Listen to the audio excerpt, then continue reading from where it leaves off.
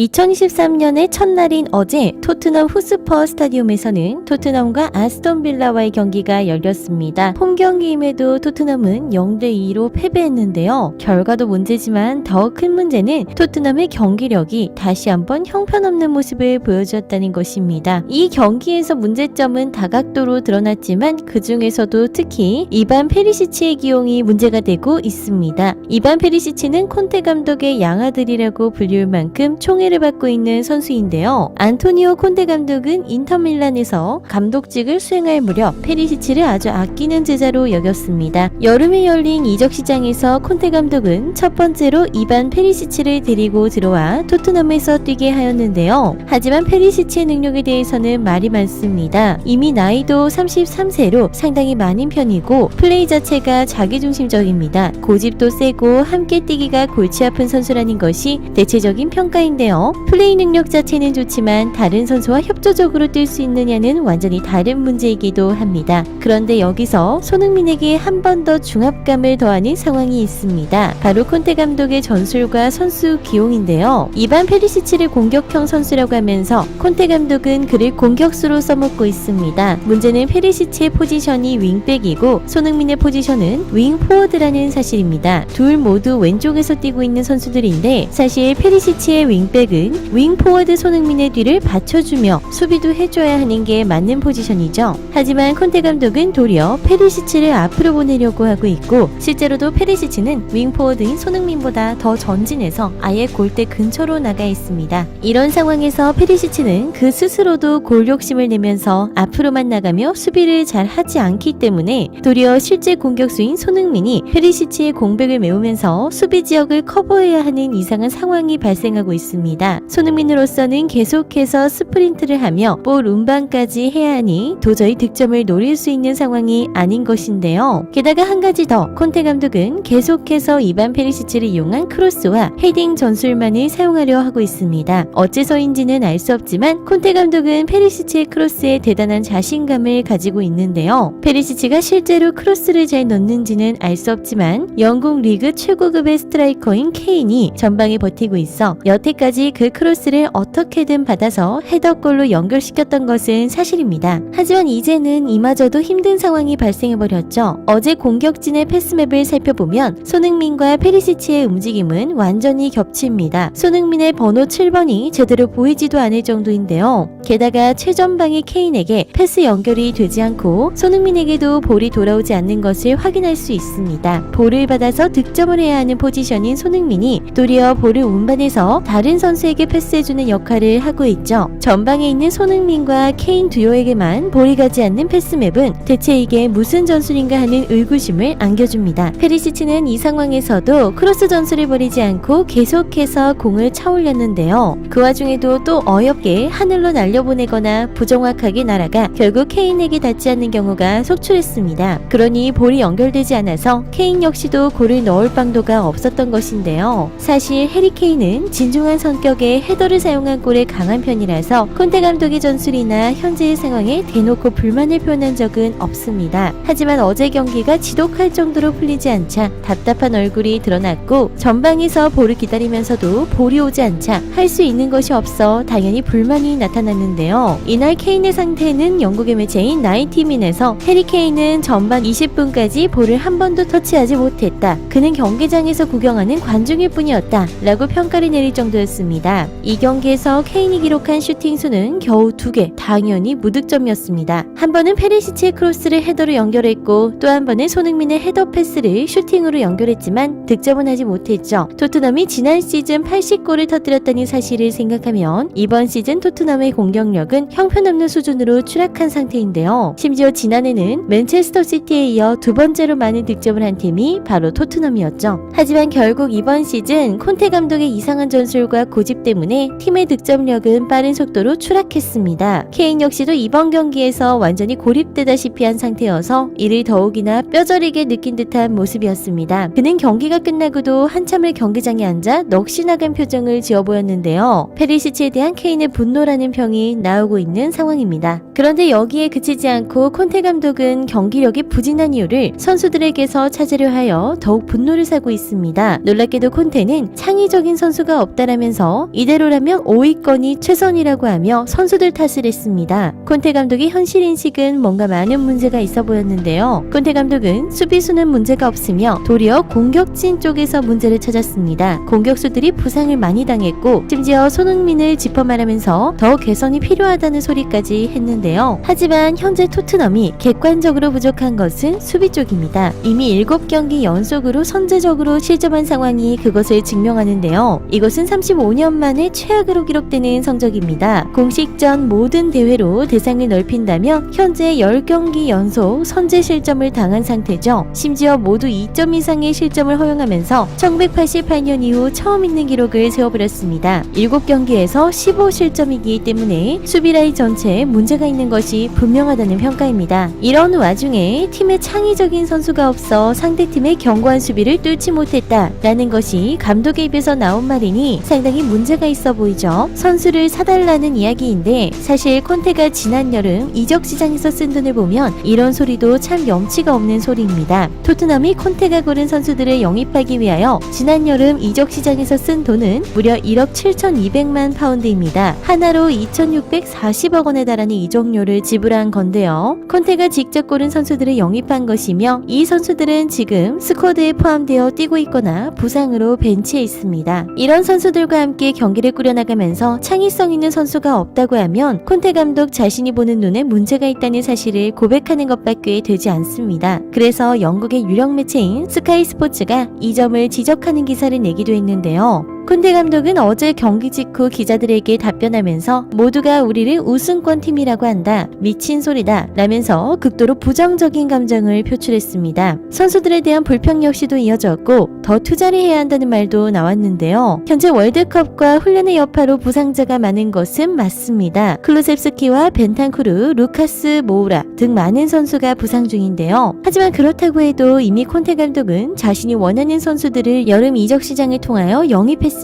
구단 측은 돈을 엄청나게 썼지만 실제로 원하던 효과는 전혀 보지 못하고 도리어 잘 뛰던 손흥민과 케인이 위축되는 결과를 가져왔습니다. 이제 이렇게 감독의 전술에서부터 잘못된 여파가 선수들에게까지 미쳤습니다. 손흥민과 페리시치는 서로 공을 주고받아야 하는 같은 사이드라인에 서 있는데 서로 패스의 타이밍이 맞질 않았는데요. 페리시치는 전반 직후 손흥민에게 패스를 주지 않았다며 짜증을 냈고 후반에는 반대로 손흥민이 페리시치의 늦은 패스 타이밍에 화를 내기도 했습니다. 감독의 전술 때문에 선수들끼리 부딪히면서 불협화음이 생겨나고 있는 것인데요. 실제로 이번 시즌 손흥민이 득점했을 때는 페리시치가 아닌 세세뇽과 출전했던 경기였습니다. 이쯤 되면 페리시치와 손흥민은 같은 라인에서 뛰면 안 된다는 것이 충분히 입증된 것이 아닐까 싶은데요. 하지만 콘테 감독은 도리어 경기 후 손흥민이 더 발전해야 한다라는 말을 하면서 자신의 전술은 잘못이 없다는 고집스러운 태도를 견지했습니다. 계속해서 좋지 않은 경기력을 보여주고 있는 토트넘이 과연 어떤 선택을 하게 될지 앞으로 귀추가 주목되는 상황입니다. 오늘 준비한 소식은 여기까지입니다. 감사합니다.